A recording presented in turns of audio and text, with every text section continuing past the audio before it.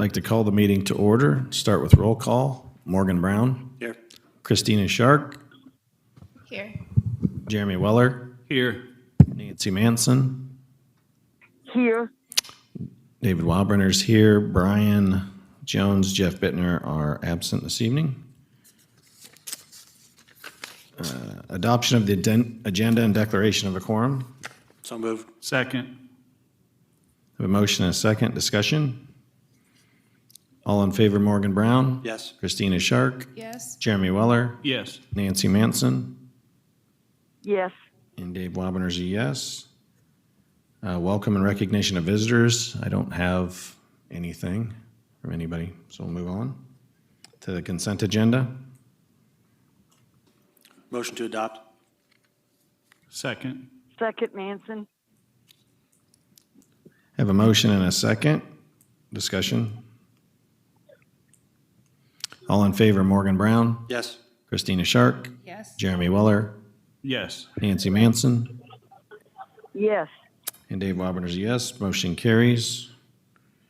Board priority, improve student academic achievement through quality instruction and community engagements and partnerships. And we have looks like an Indian Hills partnership update. That was certainly the intent. I don't think, oh, here he is. Oh, Matt. I guess he wanted to make an entrance, so.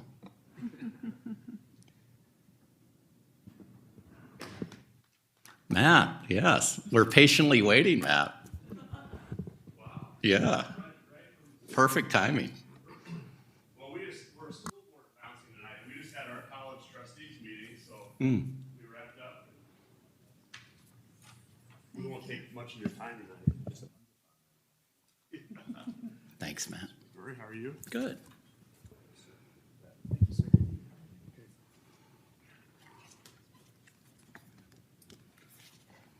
Well, I wanted to take an opportunity to share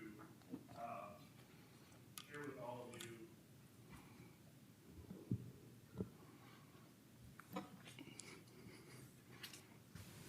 wanted to be able to take the opportunity to share with the board here tonight an update with Indian Hills Community College and the work that we're doing right now. As many of you are really well aware, we have a pretty big bond referendum coming up on November 2nd. And Bianca and I think in the last 5 months have been about everywhere across our 10-county region.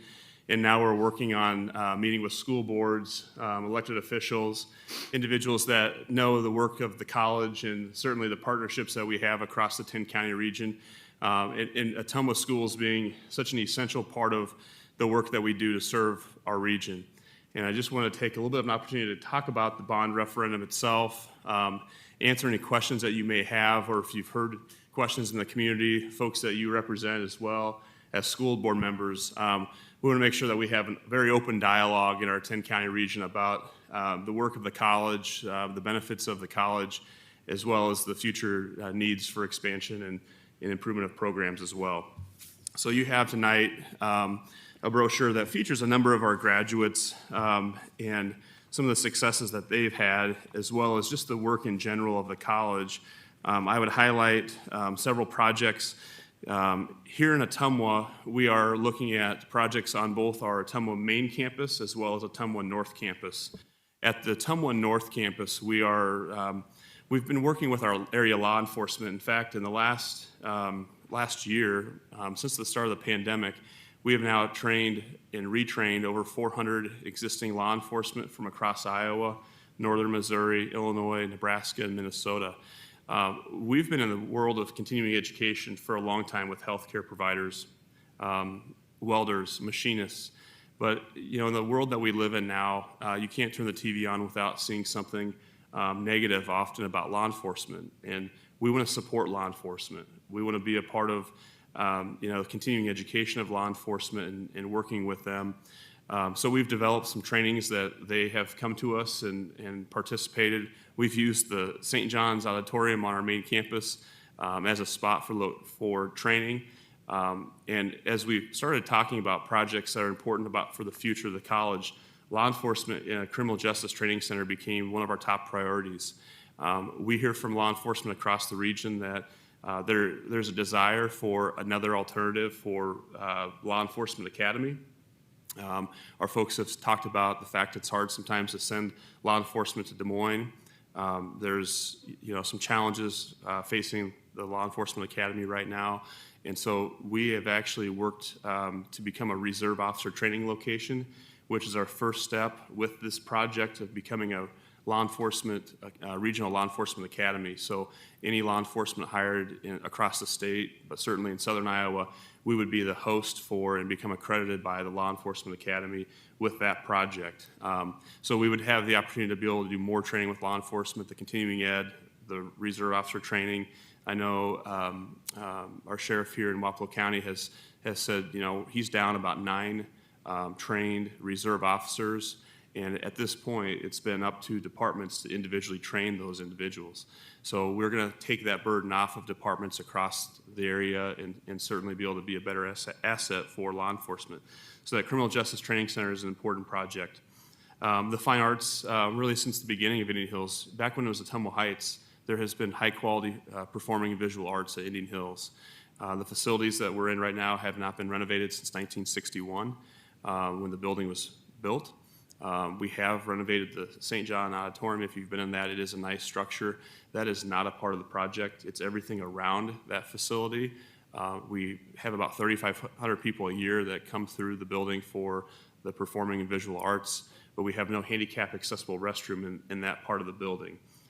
So we would like to correct that. We would be adding on additional space for the arts, as well as providing students with opportunities to engage in their first experience with Indian Hills. We want to make sure that as a student comes to our campus, I think Mike's even said, it's kind of hard to get around your campus and know exactly where you're supposed to be. We want the first experience for a student to be very easy to access. We know if a student does not if they come to a campus and they can't find where they're supposed to be, they will leave and they won't come back. And with the workforce shortage that we have right now, we can't afford to have that happen. So part of the renovation of the fine arts would also be to renovate a space for our admissions and advising sector of our campus, where students would arrive in one location right off of Carter Avenue, be greeted, have a place where they can receive directions, they can apply for college, they can receive initial advising as well. So that's all wrapped up in the Center for Fine Arts and some expansion for admissions and advising. We have a student wellness project that's proposed as well. Wellness is a critical part of a decision-making process of a student. I've always thought it was the academic program, but I'm reminded by our student services staff that students really are looking at where am I going to eat, where am I going to live, and what am I going to do? And right now, we have some improvement to make on what am I going to do. Students have expressed interest in doing more intramural activities, having a weight room and cardiovascular space, a place that students can go after hours to be able to hang out and be a part of a campus environment and wellness. We just had a featured speaker at our staff in-service day that talked about mental health care and the importance. We've added now 2 licensed mental health care professionals in the last couple of years. But we know there's a tie directly to physical well-being and mental health and well-being there. And so we want to make sure that we provide our students with every opportunity to come to our campus and be successful, to engage and have a really good time. In addition to some of the activity spaces in that student wellness facility, we've also started a sports medicine program that has over 30 students enrolled. That they don't have a classroom and lab space right now. We would devote a space in that wellness facility for them where they'd have a lab with tables and be able to do all the manipulation in the work that sports medicine folks and athletic training staff would do as well. Finally, the Centerville Campus was built in 1971. It was supposed to be on temporary facilities for 10 years. Those temporary facilities are still there, 50 years later, in fact. And we've put lipstick on the pig on that campus for a long time. And we have workforce needs across the western portion of our region. We've added some programming there. We have no additional space to expand. There are 10 businesses in the Centerville, Appanoose County, Wayne County area that need to hire trained welders. They can't find them. We would be adding a welding program. We would be adding a CDL program in Centerville. We would be expanding a program that we started last fall because industry said we need to have trained industrial maintenance technicians. We put that in a classroom it's a classroom. It's not a lab for CTE programming. So we would be creating a lab for that program, as well as expanding for our construction trades and ag programming as well, along with our healthcare programs, really providing students with a high-quality program. I had a federal folks on campus about a year ago looking at a space that our nursing program is in, and we're trying to apply for funds that you can't duplicate what you already have. And he said, we wouldn't consider this a duplication. It's not a healthcare lab. It's a classroom with a couple of beds in there. So we're trying to do things right. We've done things right in Ottumwa for a long time. We're trying to make a huge impression on the western portion of our region and providing facilities that help us move forward in a very productive way for our business industry members. I'll just take a couple more minutes of your time. We so much appreciate the partnership with Ottumwa Schools. I think, while Mike continues to Kirk Ferentz Matt Campbell and beat me in these hamburger eating contests, I decided I'm Matt Campbell. I can't hang Mike. I would just say this, that I've been here for 8 years now, and I love this community. It's a great place, and the things that we're doing right now are the things that should have been done for many years before us. And I attribute the work of this board, the work of Mike and his staff, to some really productive partnerships. We also have fun together. It's not fun getting beat, but you know what? It's been awesome. And so tonight, I just wanted to share with you also that we're looking at virtual classroom spaces in each of our 19 school districts. We know that from time to time, proximity to a college campus makes a difference of whether a student takes classes while in high school or not. If you think about, we serve Keosauqua, Sheraton, Corydon, North Mahaska. We have a pretty good swath across the region of schools that don't have access like Ottumwa Schools does. With that being said, I know we've talked a little bit about the fact that we'd still love to have a virtual presence in the high school or in the career center now. So that's a part of the referendum as well, is to make sure that we have the technology to be able to really outfit some of our school districts with access points for students from across the region. 86% of our graduates stay here in the 10-county region. We contribute back $235 million a year in taxes back into the region as a college collectively. You can't really go anywhere. I was in Davis County today with the staff there and asked them to raise their hands if they knew someone or had themselves been a part of Indian Hills. Everybody in the room raises their hand. I think we did that here at Ottumwa's Professional Development Day as well. It's been since 1983 that we've passed a bond referendum. We're not going to do this every 10 years. In fact, we want to get this done now because I don't want to do this again in 9 months. So we want to get to public meetings and to be able to share what we're doing and make sure the public knows November 2nd is a huge day for our community and our region.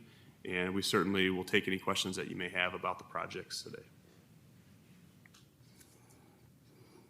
We appreciate everything that Indian Hills does for the Ottumwa Community School District. I feel like we are a great partnership, and I hope that on November 3rd you have a pass bond issue.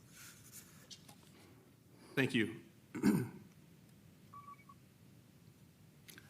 Matt, this is a little more difficult after those kind words, but I'm going to go through with this anyway. As Matt touched on our competition, and it's been a little lopsided this year. Actually, it's kind of domination. And we put together a little video for the board to kind of look at the show, the collaboration Matt was talking about with the district. So You and enjoy. these videos, Mike. I know.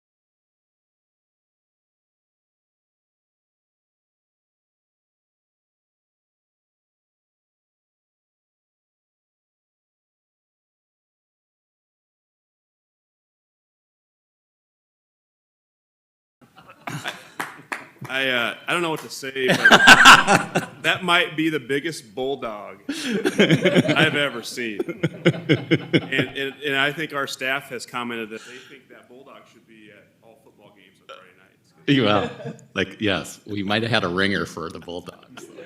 Yep. But Matt, we appreciate the presentation tonight. We wish you luck, and like Nancy was saying, we really enjoy our collaboration with Indian Hills. We feel very fortunate to have the opportunity to work with you. Thank you. If you have any questions at all, please feel free to reach out anytime. If you have a group of individuals you'd like for me to come and visit with, happy to do that. And certainly, again, thank you for your time tonight. Thanks, Matt.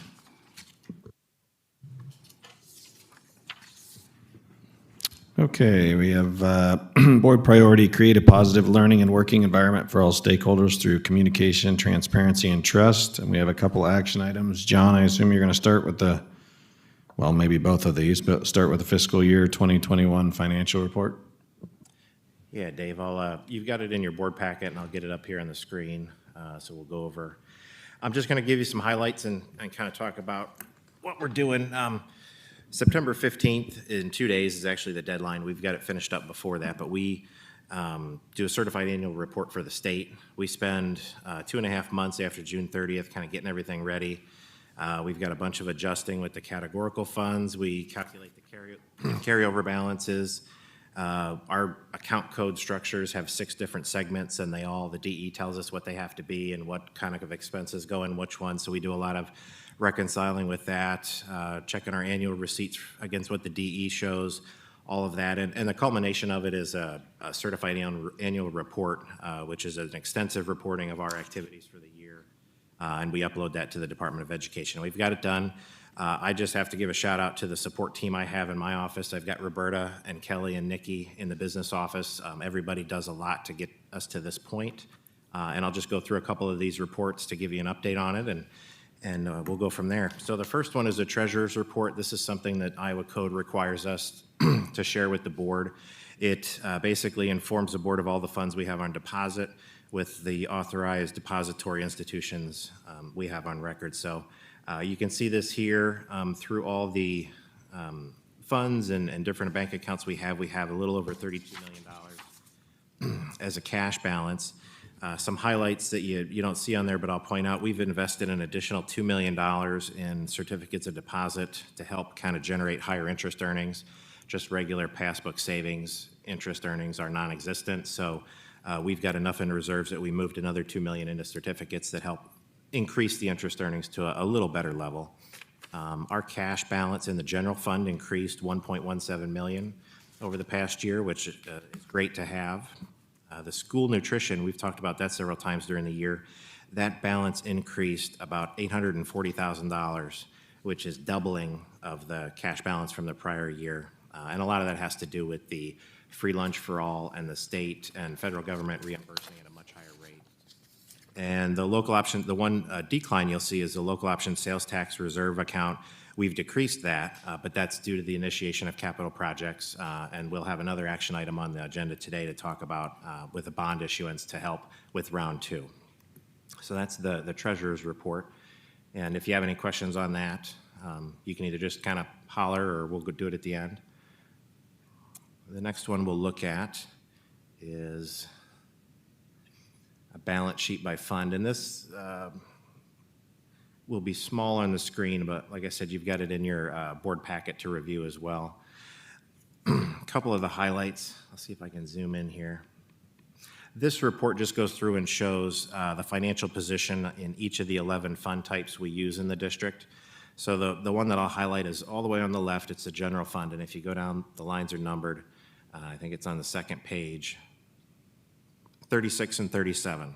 These are the numbers that highlight monies that are wrapped up as non-spendable, so inventories or prepaid expenses, or restricted. The $2 million figure, that's categorical funds. So funds that are designated for a specific purpose. That number there represents the total we have in those funds that have to be used for purposes like English language learners or TAG, things like that. That balance for us increased about $257,000 this year. This is in part due to the allowable supplanting of expenses with the ESSER funds. So what that means is typically when you've got federal resources, they say you're supposed to supplement what you're already doing. But with ESSER funds, that requirement doesn't exist, so we're allowed to supplant, which is just replace some of the money we would have spent initially with these ESSER funds. And there were several categories that met that. So that helped with some of those reserve balances where they grew a little bit as we have plans to spend further in the coming years. And a lot of that has to do with the Be the Best. So that Be the Best initiative seeks the full utilization of these funds, these categorical funds. So money we get for English language learners and TAG, we want to make sure we're putting those resources to work, because while it's nice to have carryover balances, we intend to use them for their designated purpose, because that's the only thing. It does us no good to just sit on monies when we have needs in the district. So a big push of the Be the Best initiative was identifying those needs, and you'll see we've talked about many times over the past year, we've added a lot of different positions, and we're taking advantage of these carryover funds. A couple areas specifically are English language learners, as we've seen those populations increase, TAG students, teacher quality initiatives, things like professional development for staff, and then Title I. We've added several positions there. So that kind of highlights that. The number, a couple down, line 40, that's the unassigned fund balance. So 13.5 million and some change. That is what we have available to spend on any general fund purpose. So anything we decide, any kind of staff, anything the board and the administration kind of recommends. Those funds increased 3.4 million, just a little over. We had anticipated at the beginning of the year a $1.5 million gain, but because of, like I mentioned, some of those ESSER funds and things that helped us direct those resources, that our surplus was basically just under $3.5 million for the year. So it's nice, and it just further increases the equity we have as we roll forward into the new year. And that I keep mentioning the initiative. That's because a lot of these gains we had this year, we've taken steps to put them into action. So we don't want to run surpluses like this year after year, because if we have needs in the district, we want to address them. So the idea has been that we identify those needs and put the resources to work, and work to not generate large surpluses, get that solvency ratio and the reserve at a comfortable level, but put the resources to work in the programs. The next one I'll go over is the special education supplement. So this one is a specific report to special education that we have to complete. And it's basically a wrap-up of our income and expenses for special education purposes. The state requires separate accounting for this. We've got weighted funds to serve special education students, and we put that to work through salary, supplies, contracted services, and whatnot. What we had happen this year is something that hadn't happened in the past, anything that I could find, anything in the recent past, is we ran a surplus in special education. The district has typically run in the several years I looked back between 300,000 and 1.2 million in a deficit, which means that the money we received for special education was not sufficient to fund our operations. This year we ran an $845,000 surplus. And a couple things that explain that are, first off, we had back in 2019, we had a large increase in special education weightings. And it wasn't necessarily that we had an abundance or a large increase in students, but we had heavier weighted students. So students where we used to have a lot of level ones, they were more level twos, and we received more funds for that. Same thing with level three. So this was the first year we received that increase in funding. So last year we ran a deficit of about $1 million. This year we turned it around because those funds started hitting the district's accounts. The other thing, and the more prominent feature that allowed us to run a surplus, is our Medicaid reimbursements. And that's down here on the third line. I'll kind of highlight mine.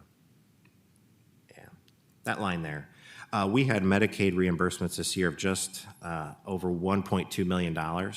I went back in history and couldn't find any time that we'd had that level of Medicaid reimbursements. And what that represents is if a student is Medicaid eligible, we're allowed to submit time that associates and teachers and health people spend with that child to the Department of Human Services, and they'll reimburse us with Medicaid dollars to fund that.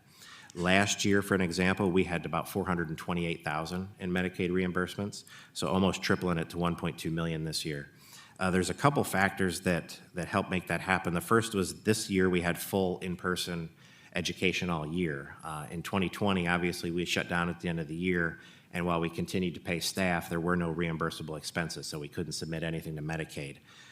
In addition, we hired a dedicated district Medicaid coordinator, and that individual has done a fantastic job of identifying Medicaid-eligible students and making sure that we're filling out the paperwork to send to DHS to get those reimbursements, because it's a cumbersome process. Dealing with any federal agency for reimbursement is always a challenge, and when you have to document minutes that staff spend with students, it's a pretty heavy paperwork burden, but they've done a fantastic job, and we realize the benefits of it this year. The last point I'll make with that is that's another area where we don't want to run a surplus every year, because at some level, the state will make you return some of it, which they will distribute to districts that ran a deficit. We don't want to give any money back. We want to make sure we're spending it here. So a lot of the pieces that were part of the hiring initiatives earlier this year, and then some additional that we did last year, we've hired special education staff, we've added positions, so we won't have a surplus like this next year. The only way that it would happen is if we have another large increase in Medicaid reimbursements, and if that occurs, that just means we're doing a really good job of identifying. The other thing that helps us is we have economies of scale. When we have, I want to say it's over 500 students, 500 special education students. When we have 10 more come in, that generates a significant amount of funds, but we may not have to hire an additional position because it'll be spread out over the whole district. So it helps us that we have a large population to start with, so any increases in counts really help us, and we've got a pretty efficient operation. So any questions on that? Anything yet? Okay. The next one is a budget crosswalk, and this report puts the funds together, and you can take some time to review this. I don't have too many highlights here. This puts it in a similar format to the certified budget that we do in April. So this is kind of the comparison document that we'll look at to see how it measured up with what we estimated at the beginning of the year. And we had a lot happen this year. So we had a lot of additional revenue that wasn't budgeted for, and then we had some expenses too that we hadn't budgeted for. But in the end, it created a larger surplus. So it's a good situation. But some of the areas to highlight, this first column is the general fund, and then it goes all the way over. But I'll go to the right here. This number, $2.6 million, that's student support services. We had budgeted closer to $1.5 million for that at the beginning of the year, and that was based on what we assumed we would have for staffing for student supports. We added a lot during the course of the year, a lot of additional associate positions and nursing positions and things like that, and they fall into that line. So we spent more money where it was needed there. The other area is plant maintenance. I believe that's this. It's line 29, 5.2 million right there. When we budgeted at the beginning of the year, we estimated more in the $4.6 million range. But as we purchased a large supply of the personal protective equipment and whatnot at the beginning of the year, a lot of cleaning, additional custodial staff, those kind of things, that's where that fell. So we responded to the changes that happened during the year and spent more in those categories, but we also had the revenues up top to offset it, so it didn't result in any kind of deficit situation for us. So I understand there's a lot of numbers on that, so as you take some time to review it, or if you have a hard time sleeping tonight, just open this up. The next one is one that you'll be more familiar with. This is the monthly report we do for the board to kind of show our budget versus actual, and this is just the year end of that. So the column on the left is 2021. I'll just kind of show you the highlights. Total revenue, that line, we received 102% of revenue above what we, so 2% above what we budgeted at. It may not seem like much, 2%, but when you've got a general fund budget that's around $60 million, it equates to over $1 million of additional resources, so it was a nice thing to have.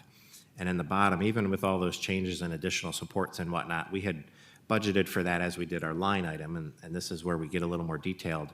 So we finished the year at 100.4% of what we budgeted. That's the closest I've been able to get it over many years. It just kind of represents that when administration did a really good job communicating, so anytime we had to respond and add additional staff, we made sure to account for it in the budget, so that we didn't end up at the end of the year with this number being 102 or 103%, so we got pretty close to it. And the last one, I don't have much to comment on this one, is the transportation report. This is the final report that we have to do that wraps up student transportation services. Since we contract out, it's not quite as detailed or meaningful for us, but it does give us a figure at the end here that will show us our average cost per pupil transportation. So every average cost per pupil that we're transporting, and for us, that equals $920.52. So every student that we put on a bus over the course of the year, we calculate out that it costs us $920 of our resources that we receive for that student to transport them. This number's higher this year than it has been in the past, especially last year. And a couple things that explain that is last year we had a situation where with the shutdown, we did not incur transportation costs. So we went several months without those costs, so the per pupil kind of came down with that. The last thing we had this year is that we had reduced ridership, especially at the start of the school year. There were still a lot of focus on distancing and those kind of things, so our buses weren't as full. So we still had the same number of routes, and in some cases additional routes to help with PTYC being at each facility. So we had the same number of routes and fewer students, and obviously that's going to generate a higher per pupil cost because we're still paying for that bus, whether it's 100% full or 60% full. So that's something that we'll watch, but we expect that per pupil cost to come down next year. Because we've seen higher ridership numbers this year, and if the year goes on as normal, we'd expect that to continue. So that is kind of a summary of the year-end reports we've got. Are there any questions or anybody want to talk about any highlights? Do you know what a historical transportation number would be, or like a state average number? I'd have to look up the state average. For us, the number has widely fluctuated between $300 and $600. Okay.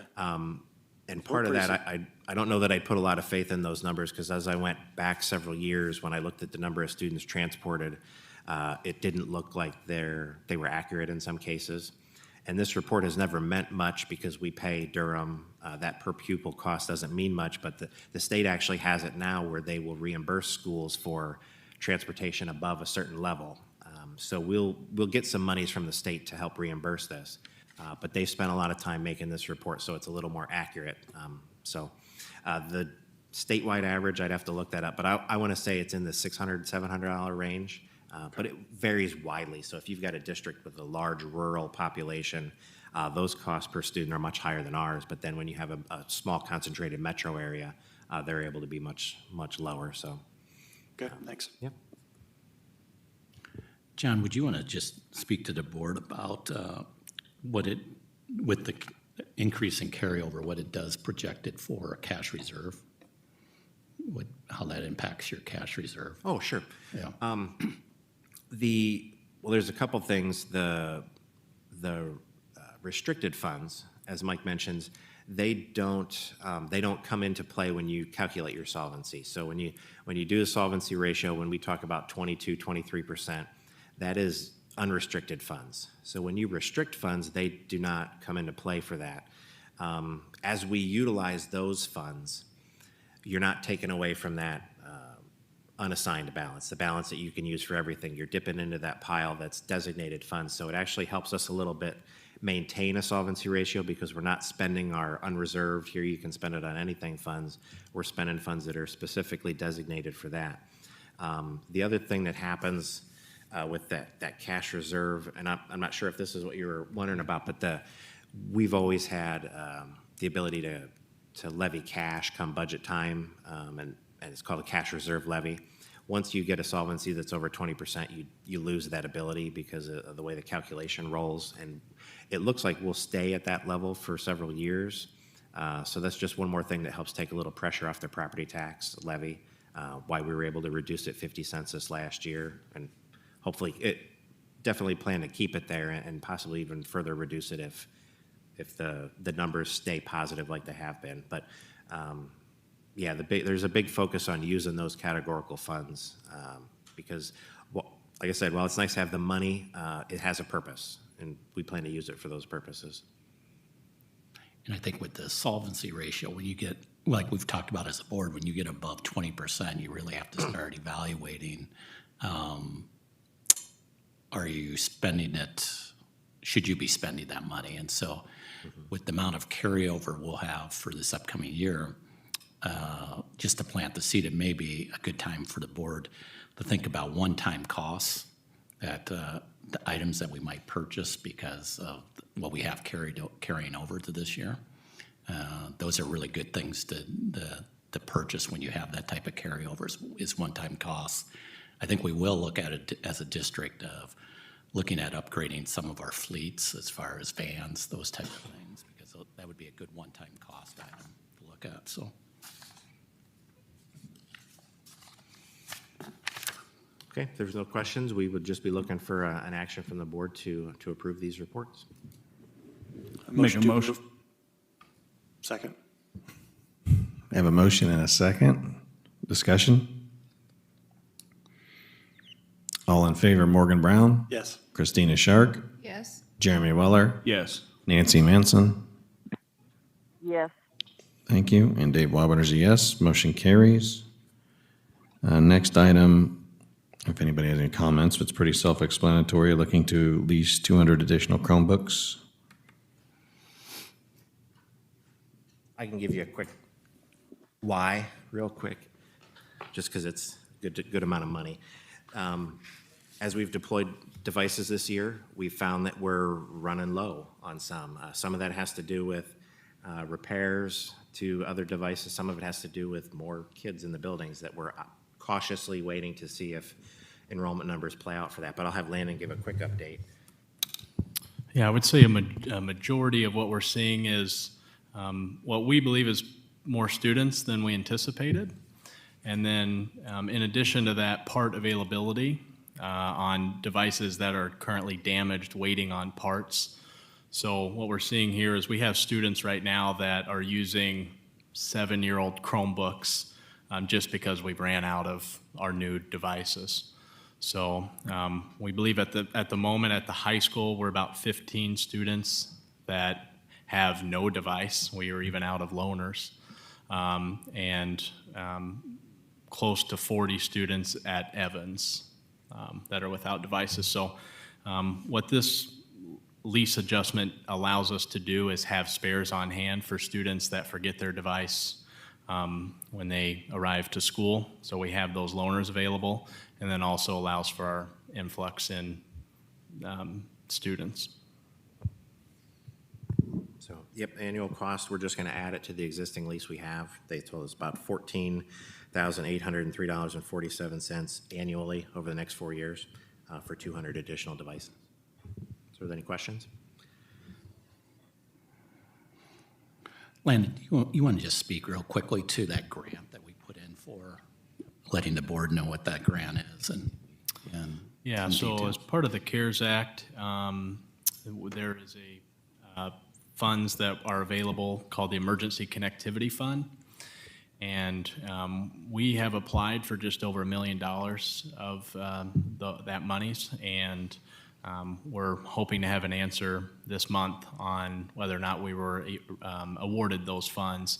If so, we are able to purchase student devices along with staff devices that were deemed to be inadequate during virtual learning. So the goal being that we're better prepared given if the scenario happens again, that we have students and staff have adequate devices at home for that virtual learning.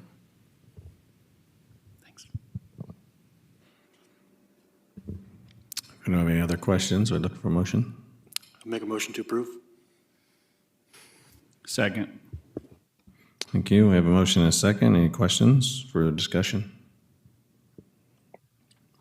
All in favor, Morgan Brown, Yes. Christina Shark, Yes. Jeremy Weller, Yes. Nancy Manson, Yes. and Dave Wabaner's a yes. moving on. Board priority, address district facility needs to provide world-class educational experiences for students. And we do have a couple of action items here. The first one, directing the sale of school infrastructure, sales, service, use tax revenue bonds. John, I assume you're going to speak to this? Yep, it's me again. You guys are going to have to request these guys to talk more. It's 2 meetings in a row here. We had a successful bond sale today. We sold approximately, I think it was 5.61 million is what the total came out to be of sales, service, and use tax revenue bonds. So these are, again, revenue bonds that come from our local option sales tax revenue. They are not property tax bonds at all. We had 5 bidders. The winning bidder was Robert W. Baird and Company out of Milwaukee. But the true interest cost for these bonds is like 1.06%, which is pretty solid. It's a 10-year payment window. So to put it in perspective, we're going to borrow against those future sales tax revenues of $5.6 million and have that to utilize now. And the interest cost over the 10-year life of that is about $376,000. And I can recall seeing bond issuances where you'd pay that much in a year. So just a really fantastic interest environment, and it's helping us not have to pay much for that. So we went through and did the sale. What we would be looking for, and it'd have to be roll call obviously, is just a motion to approve directing the sale of those. And I'll answer any questions. Questions, motions? Make a motion to adopt the resolution. Second. Thank you. I have a motion and a second. Further discussion? All in favor, Morgan Brown, Yes. Christina Shark, Yes. Jeremy Weller, Yes. Nancy Manson, Yes. and David Wabner's a yes. Motion carries. Next item for action, architect agreement for administration building. Is that Mike or John? I think I can speak on this one? Yeah. Okay. What we've been looking at, and we touched on it briefly with the facility committee a couple times, is some renovations at the administration building. They've been in the plan since we purchased the building. We did do a small renovation 2 years ago when we took over the bottom half of that building and had additional staff come in. This year, we've had some more staff come up to central office, our operations staff and their administrative support, and increased the HR department. And we've got basically a building that was built for 4 suites, and we're operating it independently. So we've engaged an architect to help us with the design process to take a look at that building, take a look at the mechanical systems, and see what we could do to make it more suitable for single occupancy. So a couple of the things that we're looking at is that staircase when you first come into the building is only accessible from the vestibule. We'd like to have that staircase internally accessible so both sides of the top building could do it.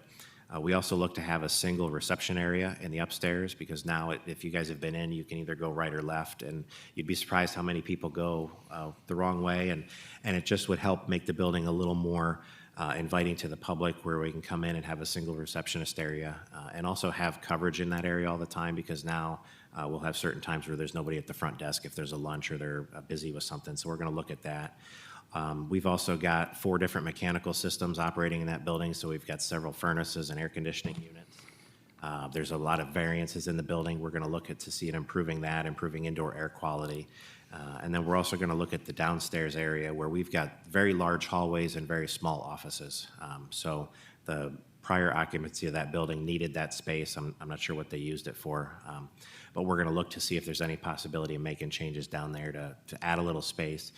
We've also talked recently that there's very little space for everybody to meet at our building.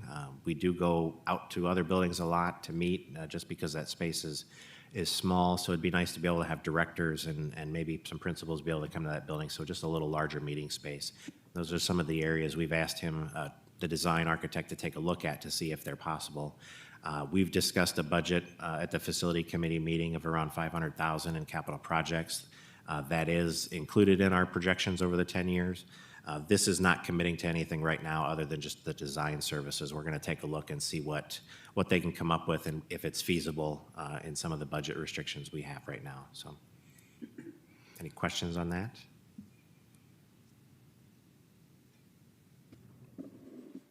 Make a motion to approve. Second. Thank you. Further discussion? All in favor, Morgan Brown, Yes. Christina Shark, Jeremy Weller, Yes. Nancy Manson. Yes. Thank you. And Dave Wabiter's a yes. Motion carries. John, you don't have to talk anymore, I don't think. We'll go to superintendent report. Thanks, Dave. I've got several things. I'll try to be succinct on these, but one that just came out I wanted to inform the board about was about 4 o'clock today, 3:30, 4 o'clock, where there was a federal court ruling that put a temporary restraining order on our governor's mandate to not allow school districts to require masks.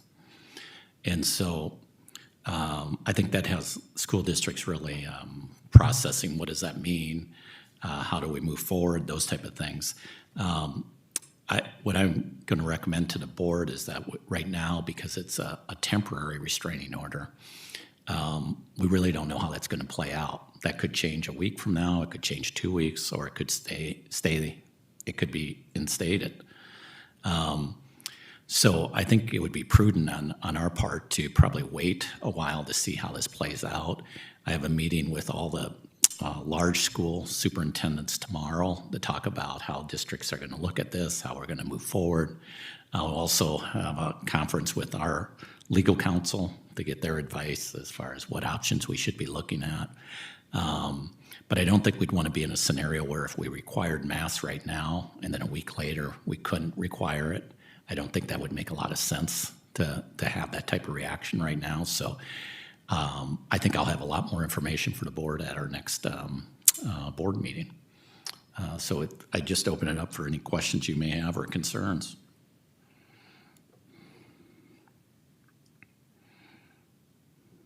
Okay. The next I have is just it's more of an FYI, is that our goal, and this is probably more for the community as well, is our goal is to have our first board meeting in Career Campus at our first meeting in October, which is October 11th.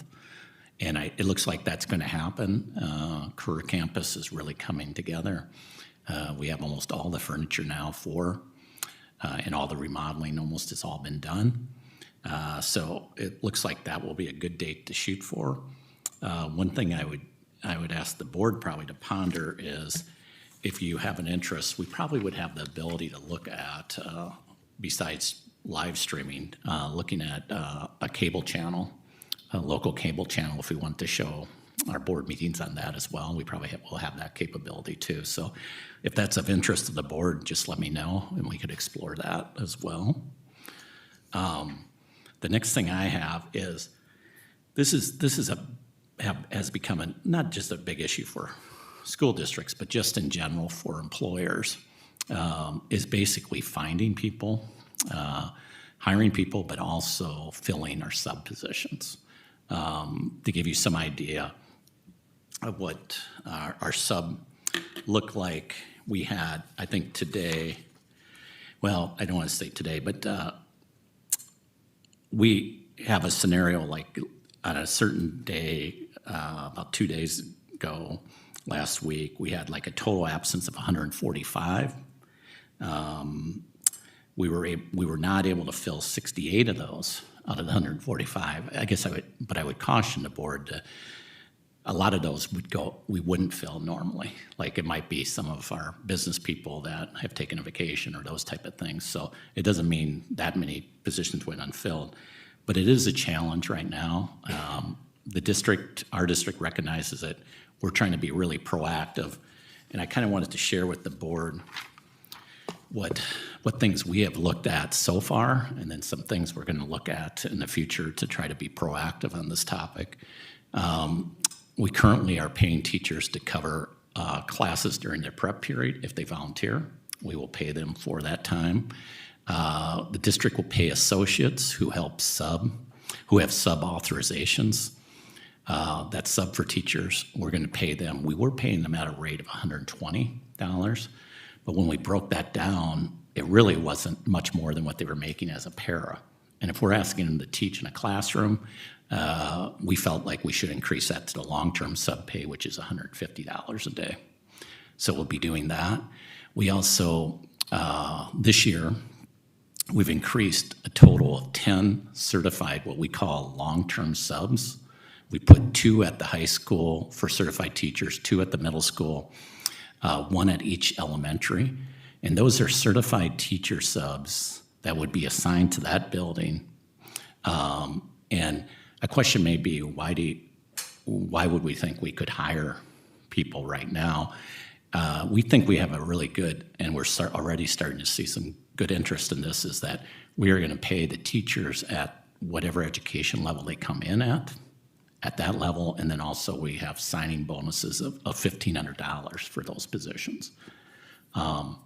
We are also going to do the same. One of our biggest attendance issues for our district is paras, and we're going to assign a permanent para position each elementary school as well. And then we have assigned those to the high school and middle school also. So that's an increase of 8 long-term subs. I think a legitimate question on the board's part would be, where is the funding coming from for that? ESSER would be a very appropriate use for that. It's a one-year commitment. And so we'll probably look at accessing those funds for that. But I think that's a proactive statement to our staff that we really want to do whatever we can to address the shortage. We had great luck. We started conducting walk-in interviews. Last week we had 12 interviews, 3 fully qualified, 6 long-term subs qualified, so we were able to hire quite a few people that way. We also are working with some temp agencies. I've done this in the past, is that if you get really short, temp agency can be very helpful as far as filling that gap short term if you're really short in staff. So I think we're being proactive, but some of the other things we're considering is looking at attendance incentives for our employees, kind of on a staggered scale. Like if you miss this many days, you'd get a bonus of this. If you miss this many days, you get a bonus of this at the end of the year. And so I think we'll look at something like that in the near future. Maybe also an end of the year incentive on personal days as well. So we're trying to be really proactive with that. And we'll continue to be proactive because we want to make sure we're getting our classes covered and our paras covered. So any questions from the board on that? More concerns? Okay. The last thing I want to share with the board is our facility use policy. What you have in front of you is you have our 3 policies that basically in our board policies that cover facility usage. And kind of in a nutshell, the reason I'm bringing it to the board tonight is for you to give me feedback and then also potentially bring back a recommendation to the board at our next board meeting. Is one issue that's kind of come up with our rental policy has been that we have 4 different groups that we have broken out: A, B, C, and D. A and B groups we do not charge at all. And they would be groups that, community groups that maybe for Boy Scouts, those type of things. Clearly, groups that are not making money, they're doing it for all the right reasons, all that. But one group, and then we charge for C and D, the C and D groups. You can see, when you have a chance, you can see what the C and D groups are. And who falls in those groups. But the one group I would like to recommend to the board to think about is moving. We have a group right now in Class C that we charge that's a non-profit private interest group. And I'd like to move them from Class C up to Class B where we wouldn't charge them. And my rationale for that is that this would be a youth group whose members reside in our district. So they're working with our students. They also are not making any money or profiting from the activity and so forth. That seems to be, to me, something we should probably support and move into the non-charge area. What it doesn't prevent us from doing is, I think some of the issues that we've had in the past is people renting facilities for 3 months out, 50 times in 3 months and that type of thing. We'll still monitor that and regulate that. We'll also regulate and monitor if people aren't using the facilities when they rent it. And if they aren't, we'll address that as well. So with that, I know that's a lot of information, and you have a lot of information in front of you, but any questions, thoughts, concerns about looking at a policy that would move that to from Class C to Class B, I guess? I don't have a problem with it. I know it seems, looking at the adoption date, that was about 1.5 years ago, and I think I remember, kind of like you brought up when we talked about this originally, we had issues. Not all groups could get in and use the gym when they wanted to, and there was a bunch of unused times getting scheduled. So I think this was what we came up with for that. So as long as we're making sure the groups are using the times, if they're working with our kids and it's a nonprofit group, I don't think there's any reason why we shouldn't let them use our gym for free. Yeah, and I guess the question would be that what's a nonprofit group? I mean, they're probably all nonprofit when it comes to, like, say, a travel. If you've got, I don't know, 8 or 10 kids playing travel volleyball and they go in and use it for a practice, I'm pretty sure they're probably not making a profit. So they're not intending to. So if that, I mean, maybe we need to be more specific as opposed, to call it that, because I guess that's what I see is the group of, Ottumwa students using that, our facilities. Yeah, I agree. They shouldn't be paying and they should be moved into that. So I don't know if we have to be a little bit more specific. Yeah. But I think that's probably the groups that use it quite frequently and have to pay at this point. No, it's a good point. I think we can be more specific, and we'll probably tend to lean towards the scenario of if they are not making a living off it by having the travel teams. My kids have been on many travel teams where that's all they did was coach full-time with the travel team. So those type of scenarios.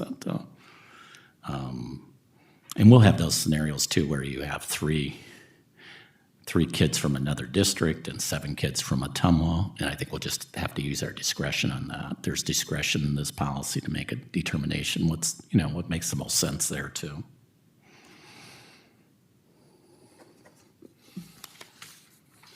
Any other concerns or questions about that? Okay. The other things are just more of announcements. September 8th, we started, and it's been successful so far, is our Career Campus After Hours program. It's working one-on-one with high school students on homework projects from 3:30 to 5, 3 nights a week. We hope to look at even expanding that. We're looking at having an activity. I met with our diversity advocate people today of maybe working with some of our migrant families and providing transportation and so forth so they can get more supports.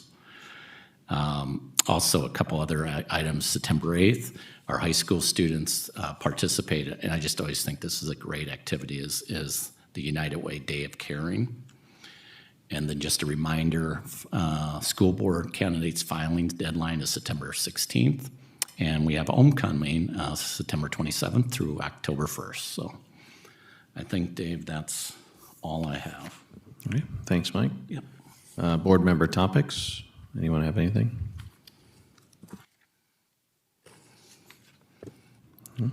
Motion to adjourn. Thank you. Second. I have a motion and a second for adjournment. All in favor, Morgan Brown, Yes. Christina Shark, Yes. Jeremy Weller, Yes. Nancy Manson, Yes. and Dave Webner's yes. Meeting's adjourned. Thanks.